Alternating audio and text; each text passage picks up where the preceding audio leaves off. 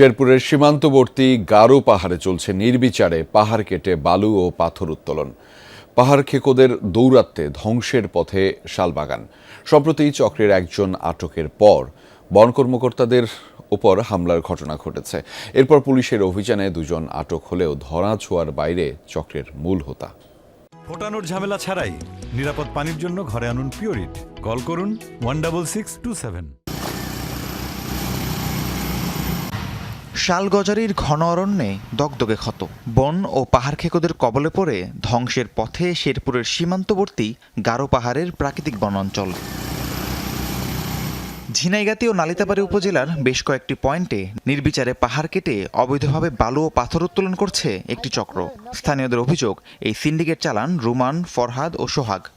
বন খেকু, পাহাড় খেকুদের তাণ্ডবে আমাদের এই বন রক্ষীরাও অনিরাপদ, তারাও বিভিন্ন সময় আক্রমণের শিকার হচ্ছে। গত ৩ জুন বালুর গাড়িসহ চক্রের সদস্য ইমনকে আটক করেন বন কর্মকর্তারা, কিন্তু অজ্ঞাত কারণে তাকে ছেড়ে দেয় পুলিশ। সেই রাতেই বন কর্মকর্তাদের উপর হামলা চালায় পাহাড় খেকো চক্র। বাগানে গাড়িটি আটক করি এবং সাথে একজন আসামিকেও আটক করি। আটক করার পরে আমরা সেই বালুভর্তি গাড়ি এবং আসামিকে আমরা থানা চালান দিয়ে দিই। হান্নান গং এবং তার ভাই ভাতিজা ফরহাদ, রুমান, সোহাগ একত্রিত হয়ে আমাদের উপরে, আমার স্টাফ সহ 2 জনের উপর অতর্কিত হামলা করে। ঘটনার পর পুলিশের অভিযানে আটক হয় সোহাগ ও ইমন, তবে পালিয়ে যায় চক্রের প্রধান রুমান।